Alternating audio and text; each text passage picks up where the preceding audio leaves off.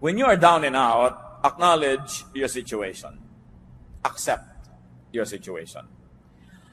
Nothing can be changed without facing it first. Dapat tinatanggap. Yun po mga on denial, yun ang mga hindi nakakalutas ng kanilang mga suliranin. Yung ikinukuble nila yung katotohanan at pinipilit nilang ibahin sa kanilang pagkaunawa, yung malinaw naman dapat at kitang-kita nila na may problema. Psalm 42 verse 6, "My soul is downcast within me." Isang uri ng pagtanggap ng aking espiritu ay nanlulugo-lugo.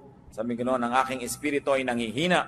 Psalm 38, 6-8, "I am bowed down and brought very low. All day long I go about mourning.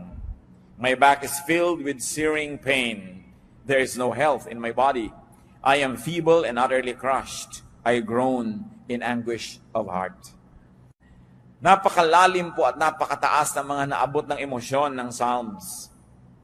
At kung atin pong nanamnamin yung mga damdamin na nandiyan sa mga tula na ito at mga awit na ito, ay hindi mahirap mag-identify sa mga kalagayan natin kung ito'y dumarating sa ating buhay. Kinikilala niya na sobra daw akong napayuko, sobra na akong naging na-humble, sobra na akong nakuba sa mga problema at sa mga hirap na dinadara.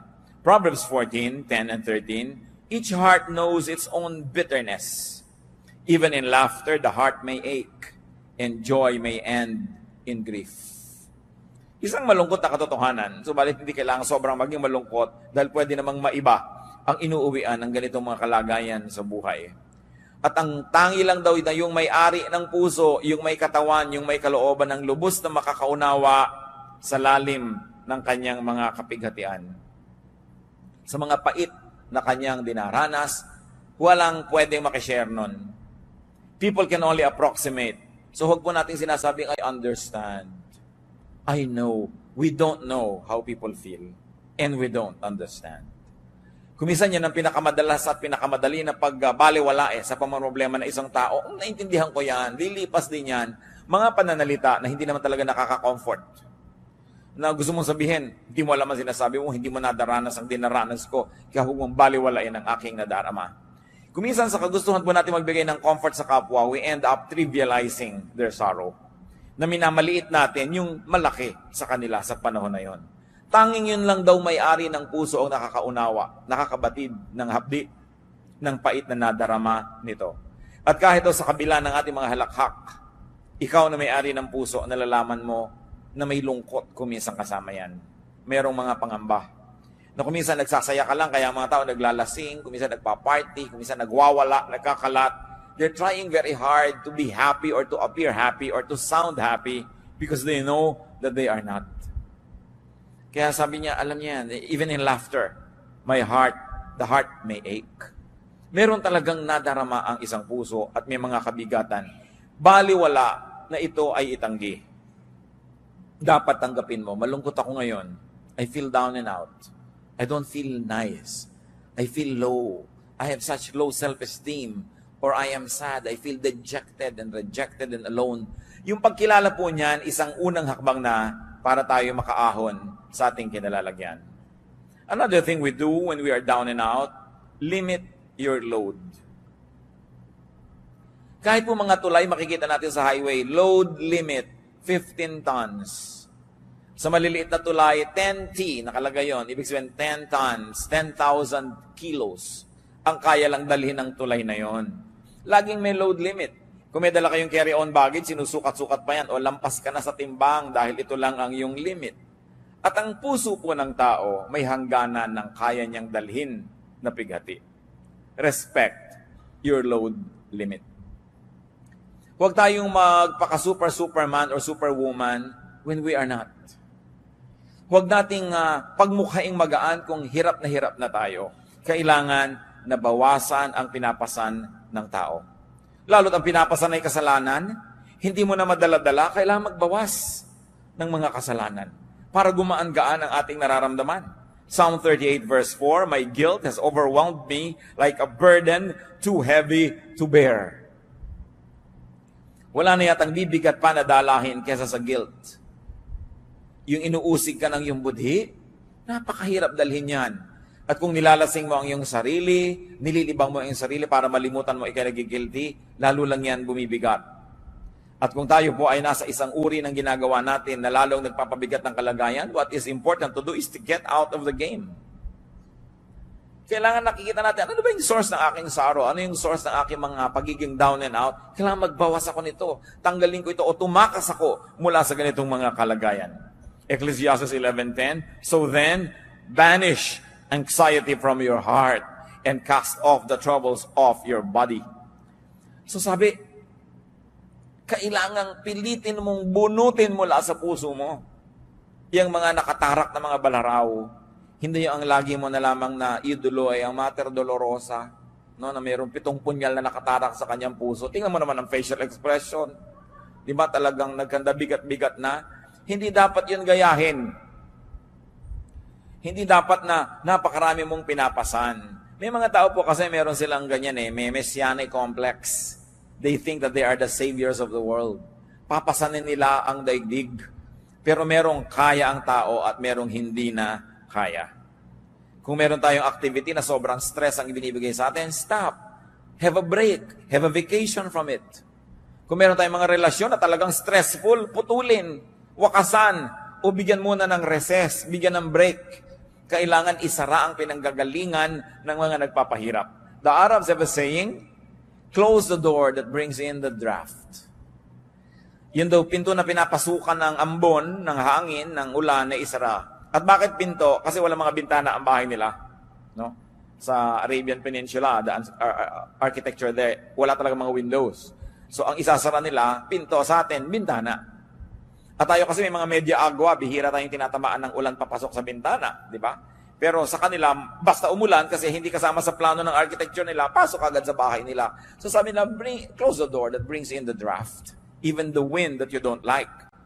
Mga kapatid, kung sakasakali, that you're feeling down and out, or you're about to feel down and out, i-identify nyo agad, saan nagmumula itong feeling na ito?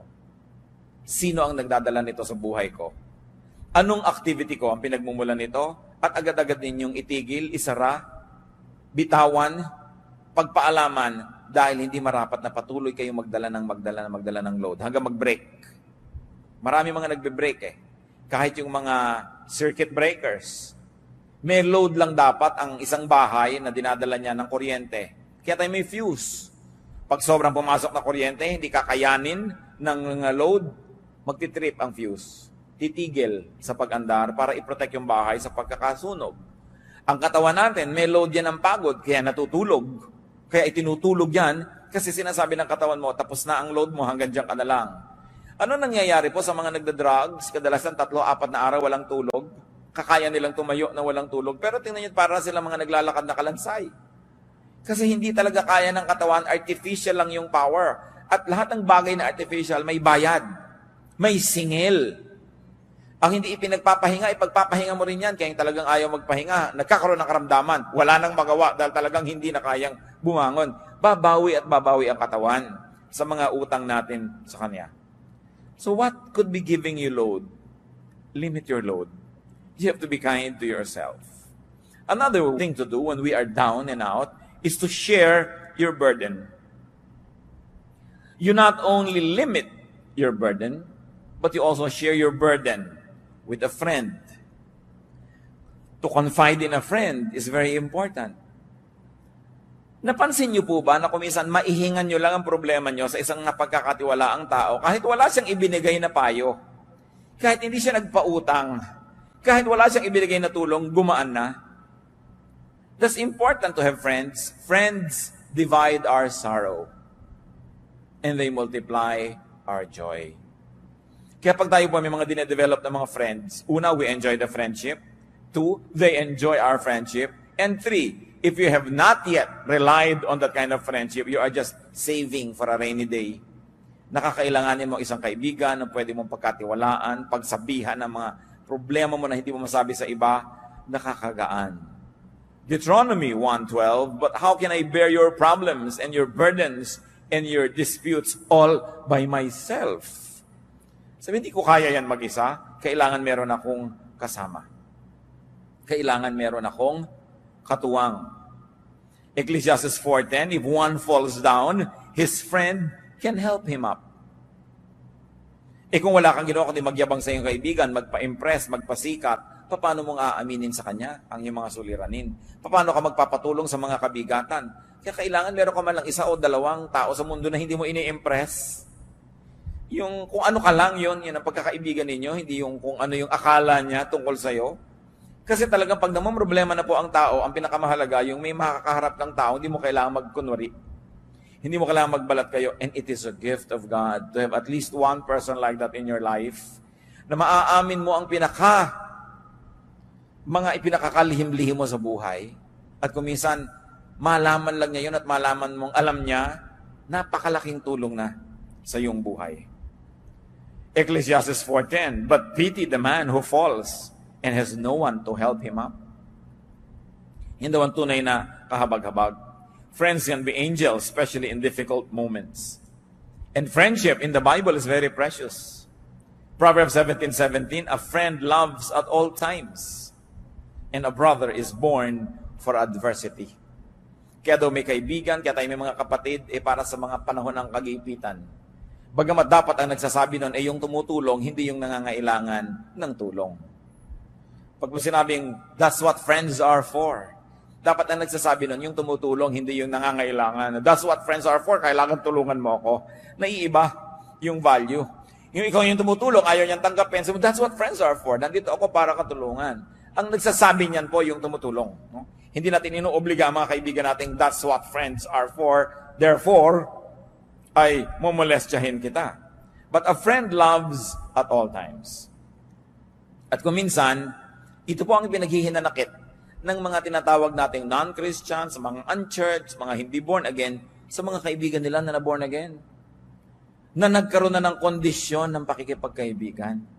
Hindi na kita kaibigan kung idolatrous ka. Hindi na kita kaibigan kung ang baptismo ay ganito lang, hindi katulad ng baptism ko. Hindi na kita kaibigan pag ganito ang doctrinal stand mo sa ganyang bagay, sa ganong bagay. Nagkaroon ng patakaran ng pakikipagkaibigan. Samantalang sa Bible mismo sinasabi, a friend loves at all times. At kung nangangailangan po tayo ng modelo, hindi ba sapat pa at lampas-lampas pa ang Panginoong Hesus na modelo? That while we were yet sinners, He loved us. So why can't born-again Christians love people who don't share their convictions? Why can't born-again Christians not love people who don't share their religious color? Nilalagyan natin ng patakaran. Dapat nga, mas kaya mong umibig. Mas kaya mong magmahal dahil meron kang Kristo sa iyong puso. Pero yung iba, kumikitid talaga ang isip. Akala lang ibig sabihin na maging born-again Christian, Bible-based Christian, evangelical Christian, maging judgmental. Na pagka hindi ka nakakaabot sa aking mga pamantayan na pang-religyoso, hindi ako makikipagmabutihan sa iyo. I will treat you like a pagan, like an outsider. Nababaligtad. Dapat ang Kristiyano, mas kaya nating umibig ng walang patakaran. Sapagkat yun ang pag-ibig ni Jesus sa atin. At yun ang pag-ibig na minodelo ni Jesus na dapat tularan ng lahat ng nananalig sa Kanya. Proverbs 27 verse 10, better a neighbor nearby than a brother far away. Aanin mo nga naman ang kapatid mo na talagang mamamatay para sa iyo, pero ang layo. So maraming panahon daw, higit lalong mabuti ang isang kaibigan ng isang kapitbahay na malapit kaysa isang kapatid sa laman na malayo naman. At sabi pa nga ng Proverbs 18:24, there is a friend who sticks closer than a brother. May mga kaibigang higit pa sa kapatid kung magmahal. At yun ang mga kailangan natin Bihirang-bihira na iiwan ka ng kaibigan mo Mas marami pa ngayon iniwan ng asawa kaysa iniwan ng kaibigan. Kaya hindi ibig sabihin na kayo nag-aasawa na wala na kayong kaibigan. Although your asawa should be your best friend, no? Pero kailangan may kinukultivate ka rin na ibang friendships. Kasi pag nagka-problema ka ngayon sa asawa mo, kanino ka na ngayon sasandal? Kanino ka na ngayon tatakbo? Kanino ka nahihingi ng tulong? Kailangan ang tao hindi nagsasara ng mga pinto niya sa mga mahahalaga niyang relasyon, lalo ang pakikipagkaibigan.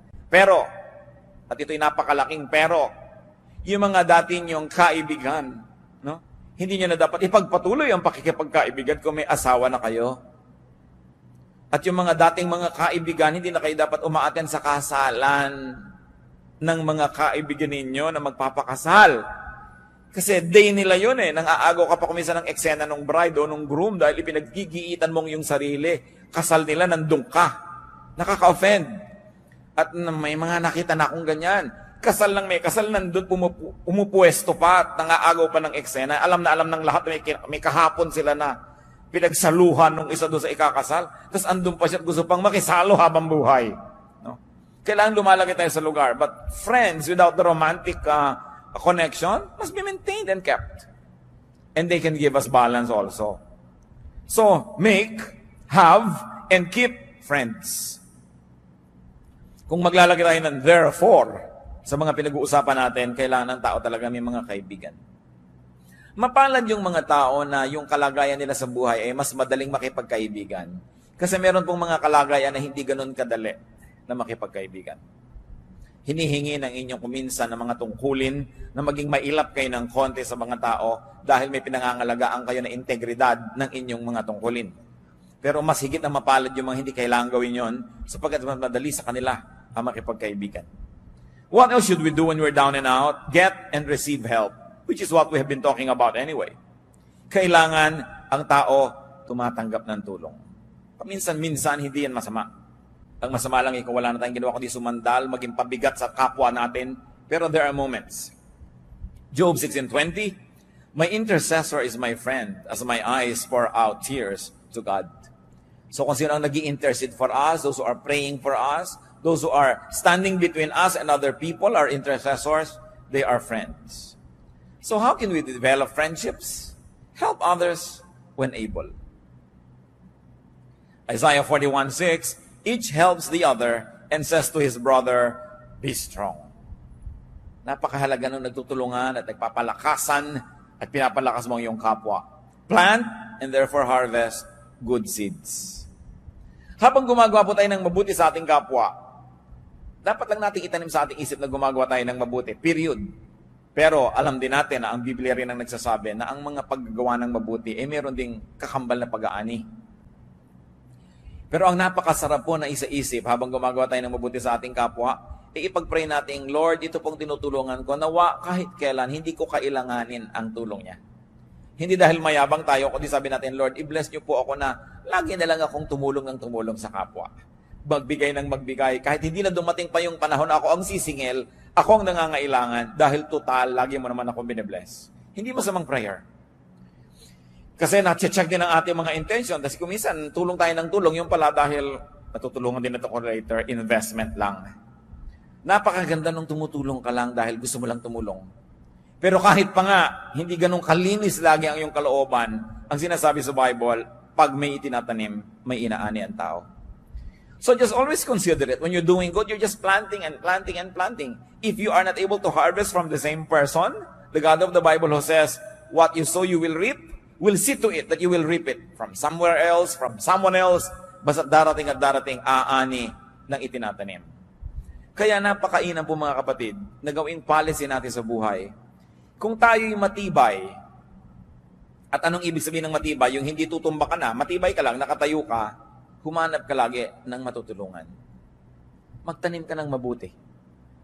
Sapagkat sa paggawa natin ng mabuti sa ating kapwa, una, ikinalulugod ng Diyos. At kung nalulugod sa iyo ang Diyos, paano ka naman malulugi?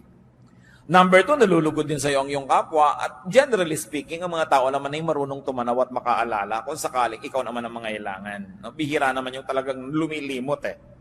So, meron ka rin dyan ng mga benefit. At pangatlo, tuwing tumutulong tayo sa kapwa, lumalakas tayo. There is something miraculous about helping people, that when you keep on helping people, you become stronger and stronger and stronger. So that when the same storm happens to strike you, you are now well-equipped, not only to survive, but also to prevail. So plant good deeds. Galatians 6:7, a man reaps what he sows. Kung ano itinatanim ng tao, inaani. 2 Corinthians 1:3-4, praise be to the God and Father of our Lord Jesus Christ, the Father of compassion and the God of all comfort, who comforts us in all our troubles, so that we can comfort those in any trouble with the comfort we ourselves have received from God.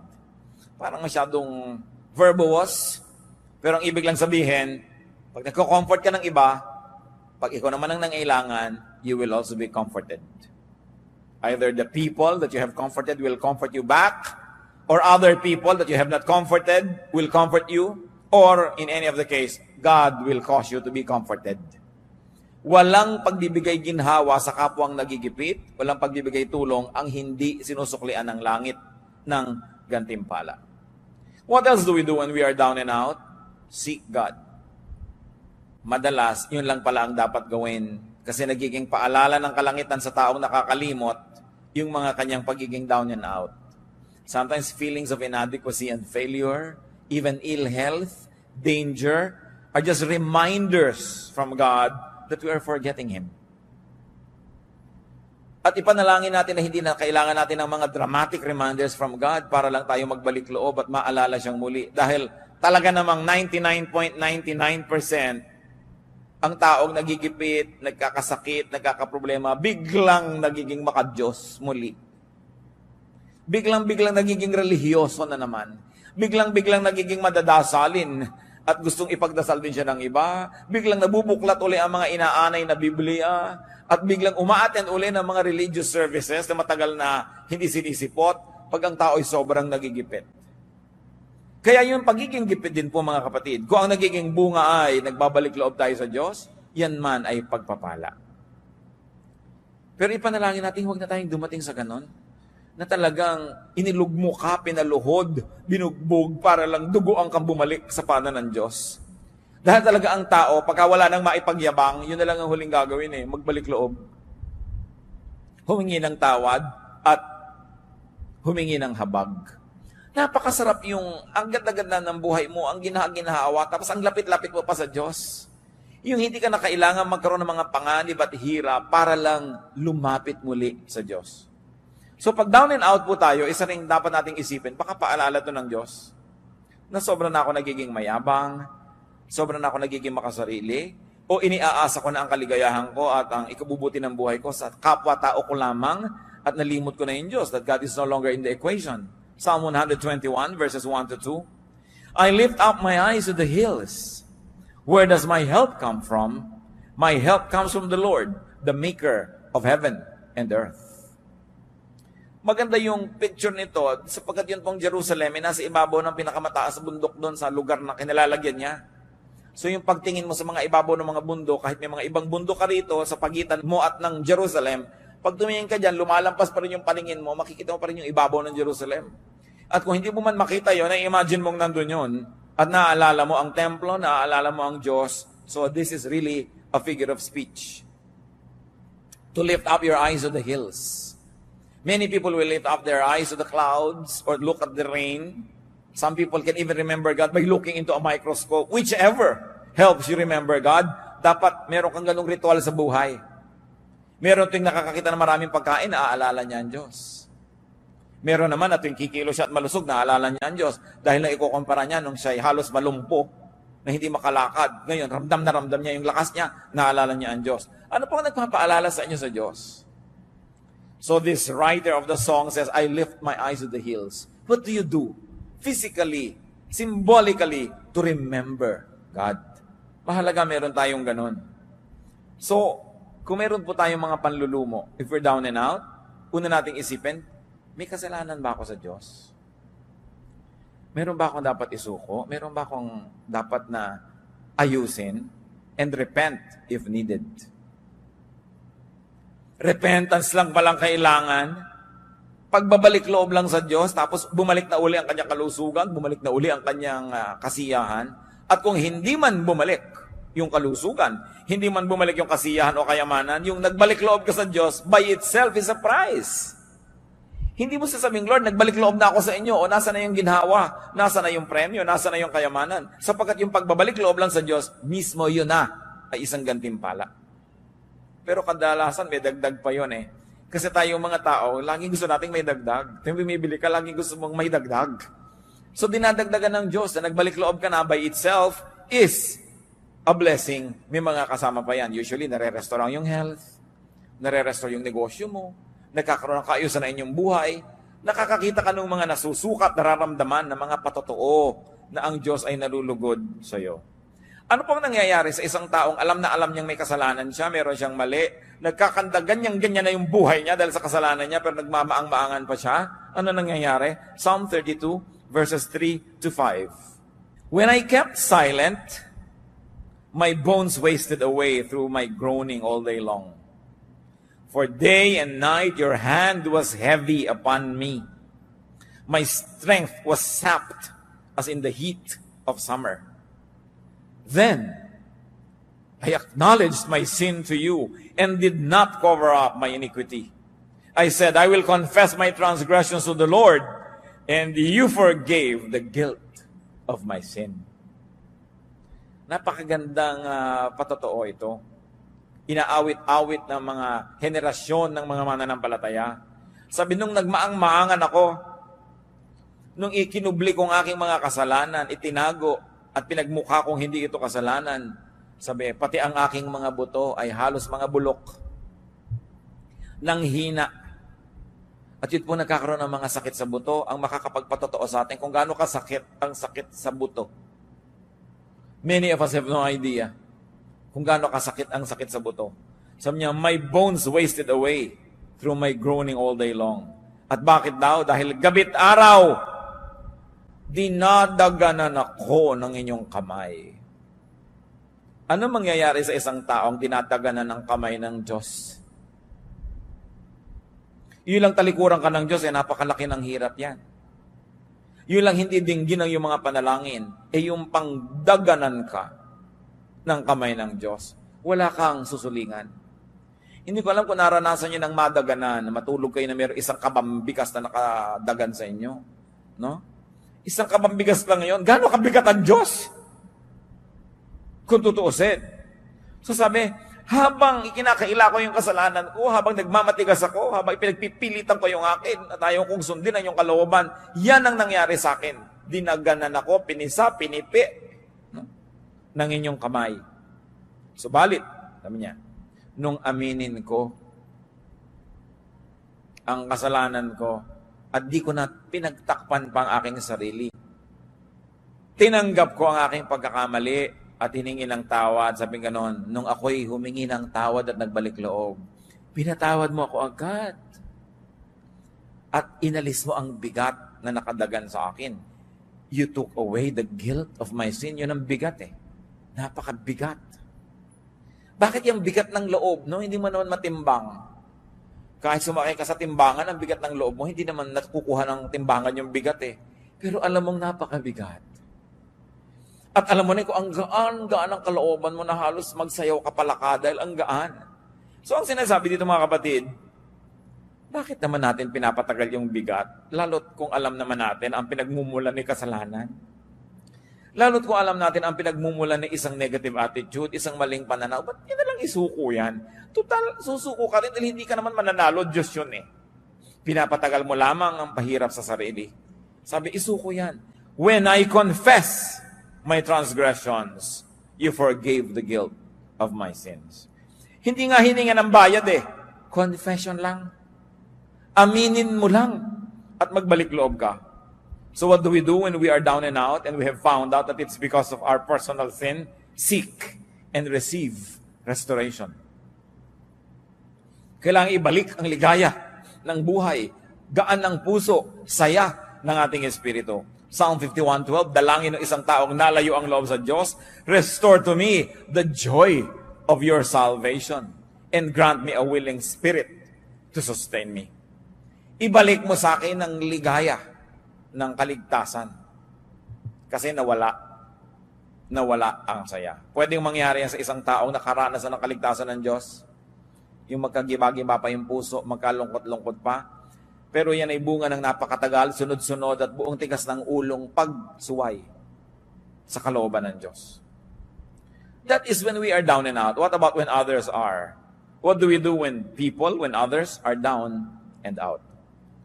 When people are down and out, be compassionate. That's the first rule ever. Maging mahabagin. Colossians 3:12, as God's chosen people, clothe yourselves with compassion, kindness, humility, gentleness, and patience. Be compassionate with people.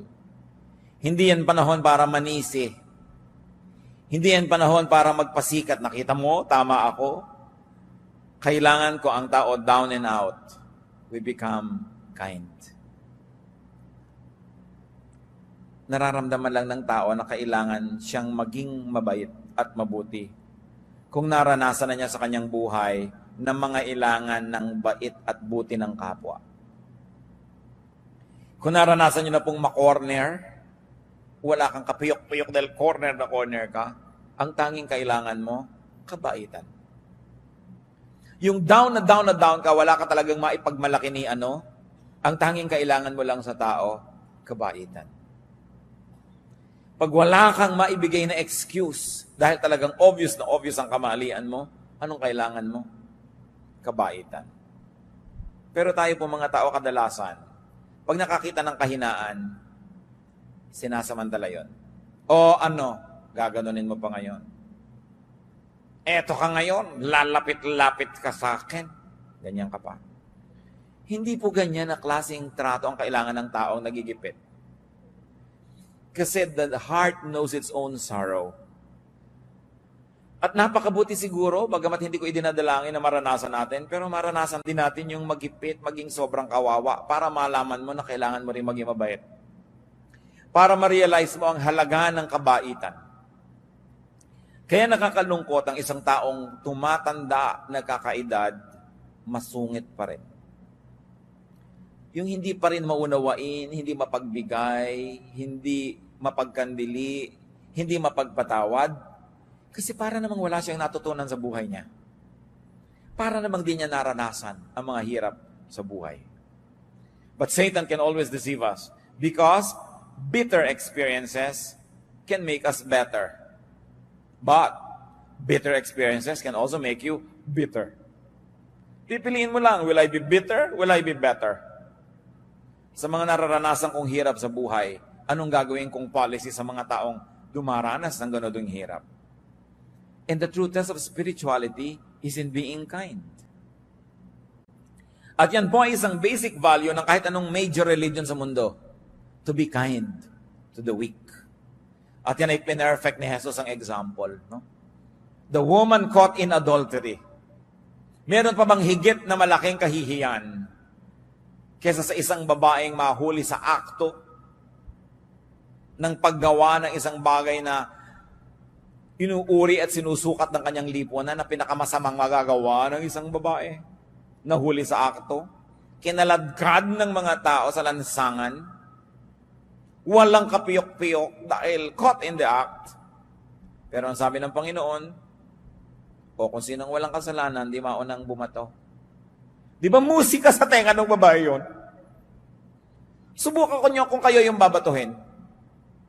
Kung hindi musika sa inyo yung sabihin ng tao na, tinanong anong gagawin namin sa kanya? Inilagay sa kamay ni Jesus ang mangyayari doon sa babae Alam niyo, madalas nasa kamay natin ang mangyayari sa ating kapwa. Kumisan kuya kayo ng isang pamilya, kayo tong breadwinner, may nagkamali, kumisan nasa kamay ninyo kung ano mangyayari sa kanya.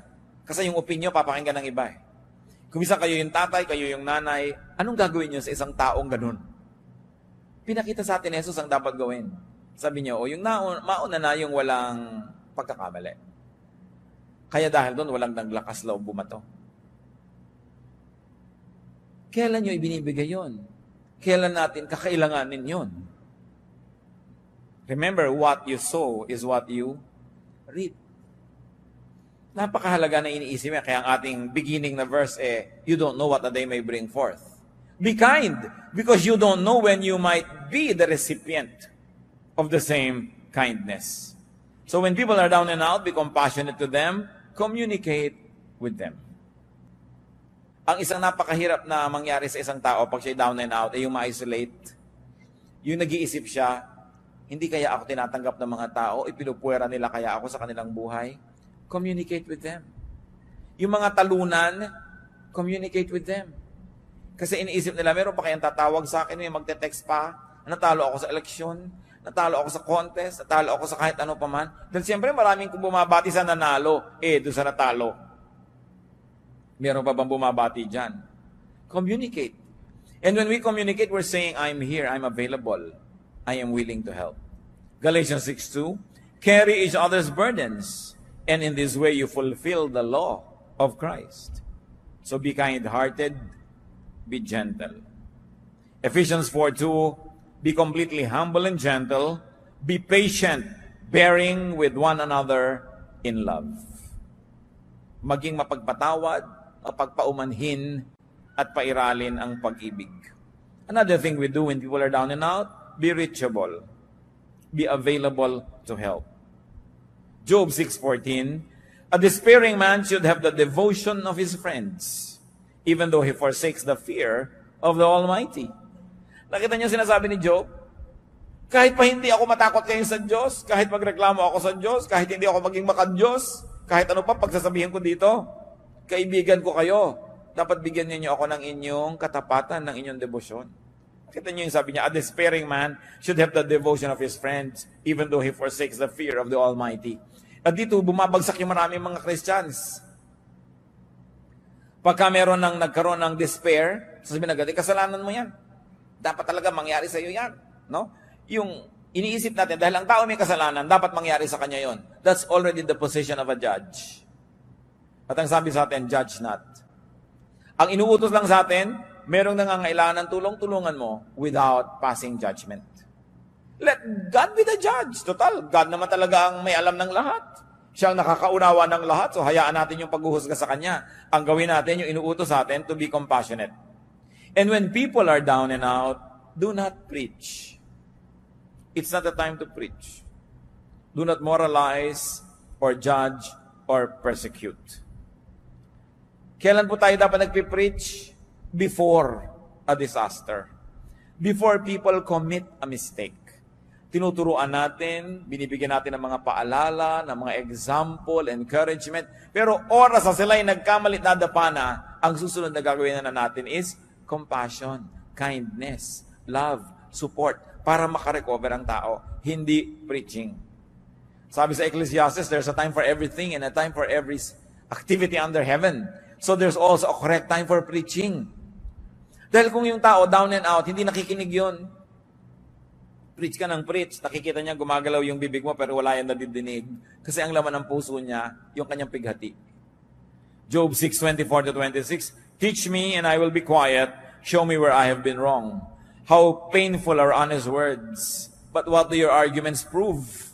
Do you mean to correct what I say and treat the words of a despairing man as wind? Ano pa yung context nitong si Job? Nung siya ay dinapuan ng kotakot-takot na dilubyo sa buhay, bagamat alam natin siya ay mabuting tao sapagkat siya dumaan sa pagsubok. May 3 siyang matatalik na kaibigan na naglakbay ng malayo para makiramay sa kanya.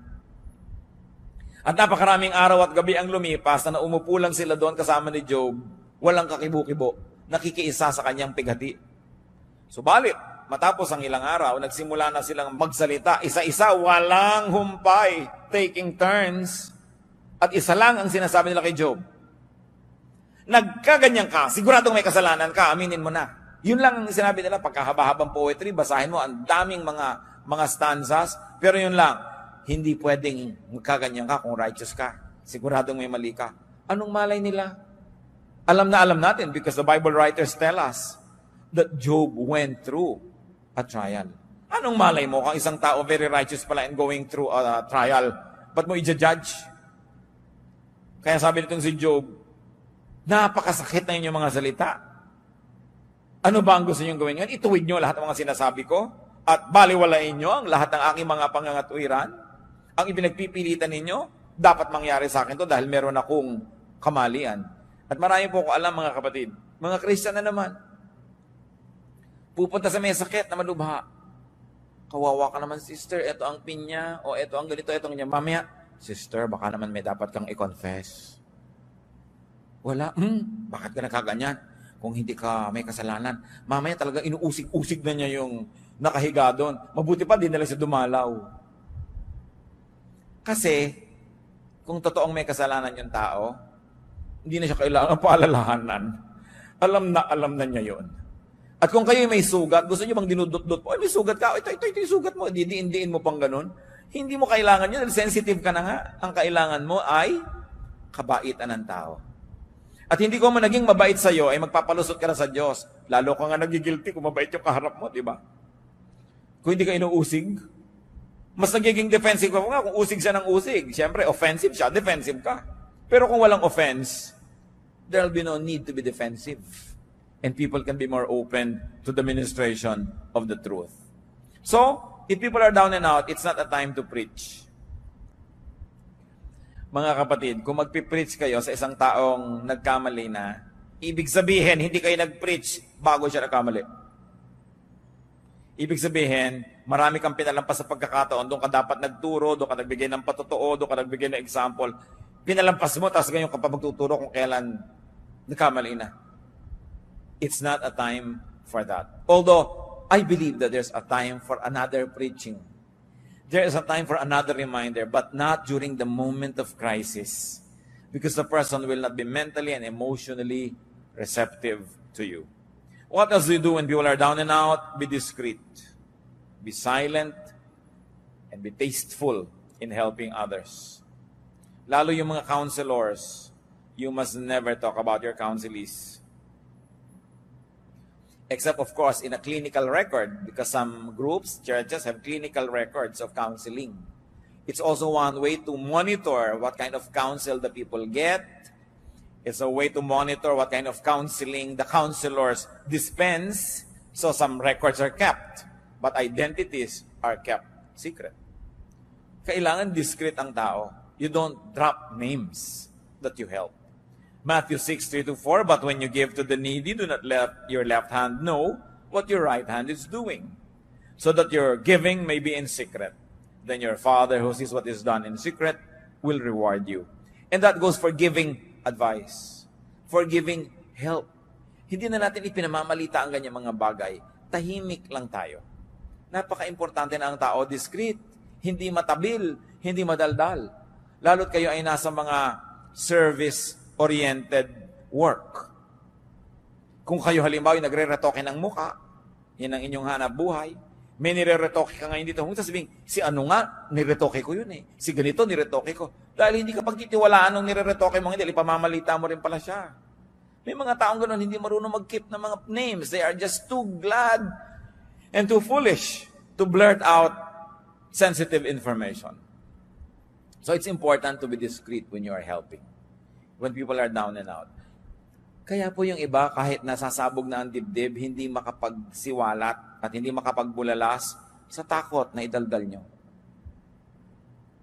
Pero kung tayo lang ay napagkakatiwalaan at napapatunayan natin sa kapwa natin na pagkakatiwalaan tayo, kung dumating ang pangangailangan na kailangan nila ng mapagkakatiwalaan, lalapit sa atin, it's a great, great, great gift that we could give to people. I will place that among the top 3 gifts that you could give to others, that they trust you. And if you're really trustworthy and they trust you, can you imagine what kind of gift you give them? You assure them that they can trust you and they can share things with you. Anong luwag ang maibibigay natin sa tao? Anong uri ng ginhawa ang maibibigay natin kung tayo ay napagkakatiwalaan? And of course, what else do you do when others are down and out? Of course, pray for the person in need. James 5:16, therefore confess your sins to each other and pray for each other so that you may be healed. The prayer of a righteous man is powerful and effective. So ipanalangin ang mga tao who are down and out.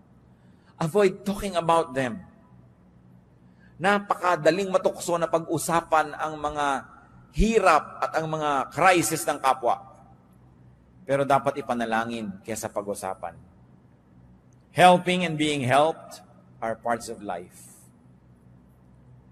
Kailangan tayo ay humble enough to acknowledge that we need help and kind enough to extend it. Be humble when down and out. Yung iba naman down and out na mayabang pa. Hindi tuloy-tulungan ng kapwa. Gusto pa ng kapwa tuloy makita, lalo pa siya magkabuwal-buwal para maging humble. So be humble when down and out. Be humble when not down and out.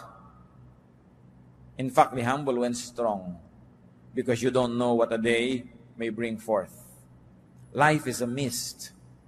Life situation can change in an instant. Proverbs 27:1, do not boast about tomorrow, for you do not know what a day may bring forth. Ano ang magandang pamantayan kung paano tayo makikitungo sa mga down and out? Simple lang mga kapatid, kung paano nyo kayo gustong pakitunguhan kung kayo ang down and out. Ganun lang. Paano nyo itatrato yung mga anak ng kapwa nyo na nagkamali? Simple. Paano nyo gustong itrato ng ibang anak nyo? Kung yung anak nyo ang nagkamali. Paano nyo itatrato yung mga nadapa? Simple. Kung paano nyo gustong maitrato kung kayo yung madapa. Be kind and gentle. Be ready to help and be willing to be helped. Aming Diyos, salamat sapagkat kayo yung Diyos na nagtuturo ng maraming mga practical na bagay sa buhay. Na bagamat ang buhay na ito ay maaring mapuno ng mga hirap, mga pagsubok, pasanin, hindi naman nawawala ng tulong na available from you and from your teachings. Turuan niyo kami, Panginoon, na maging mabait sa aming kapwa, maging sa aming sarili. Magbawas kami, Panginoon, na nagpapabigat sa aming buhay. Turuan mo kami ngayon, Panginoon. Imuko tayo sa presensya ng Diyos. I like to pray. I am moved by the Spirit to pray. Nais ko ipag-pray ngayon ang mga kapatid nating sa ating pagbubulay-bulay at pag-iisip, lalong naging malinaw sa inyo, na meron kayong mga pabigat sa buhay na kayo rin naman na may kagagawan. O kung di man kayo ang diretsahang may kagagawan, pinapayagan nyo kasi kaya kayo nabibigatan. Pero ngayon, gusto nyo na gumaan ang inyong dala? Kung ngayon nagpapasya kayo, natitigilan nyo na ang paglalagay sa sarili nyong likod ng mga pabigat, o kaya di na kayo papayag na pabigatan pa kayo ng mga iba o ng mga sitwasyon, I like to pray for you. We'll ask God for strength, and we will ask for God's help that you may be able to do the right thing to do to limit your load. Kung kayo ito, kasi sabi niya, ako'y may kagagawan kung ba't marami rin ako mga dalahin, pero ngayon gusto kong gumawa ng commitment na gagawin ko na kung ano ang magagawa para mawala ang pabigat na ito. You want to make that commitment, we'll ask for strength. We're going to pray. Salamat sa Diyos dahil kumikilo siya sa ating mga puso. Para ano pa dinig mo ang salita ng Diyos? Dala mo na naman ang dala mo mga pabigat. Parang walang narinig. Parang hindi tinablan ng salita ng Diyos. Hindi nakakahiyang sabihin sa Diyos na, Diyos ko, responsible din ako kaya marami kong dala. So ngayon sabihin ko, Lord, with your help, titigilan ko na. Ayoko nang payagan ang ganito mga bagay. Hindi na ako lilikha ng sarili kong mga pabigat o kaya pipigilan ko na ang pagpapabigat sa akin na gawa ng iba. Heavenly Father, kumuha po kayo, Panginoon, na isang himala. Bigyan nyo ng kakayahan ang mga anak mo na gawin ang dapat gawin. Kung sila ang may kagagawa ng sarili nilang mga kabigatan, turuan mo ng gagawin para matigilan ito, O Diyos. Lalong-lalo kung alam na naman ang dapat gawin, ang ibigay niyo, Panginoon, isang matibay na pasya na itigil ang mali at gawin ang tama para mawala ang mga pabigat na sila mismo naglalagay. At kung sa pagtayo ng iyong mga anak, meron namang ang kabigatan galing sa iba, pero pinapayagan nila. Ang kahulugan ng pagtayong ito, Panginoon, na ayaw na nilang payagan ito, they will say no. Kailangan ng paninindigan, ibigay mo, O Diyos, ang tibay ng loob, tapang at lakas na tumanggi sa impluensya ng ibang tao, sa impluensya ng masasamang espiritu, sa impluensya ng mga kalagayan na labas sa kanilang katawan at labas sa kanilang kapangyarihan. But to resist, you have said it, O God, resist the devil and he will flee from you. By standing up, many of your children would like to resist the work of the devil in their lives. O Lord, give us the wisdom to know specific steps, what to do and what not to do,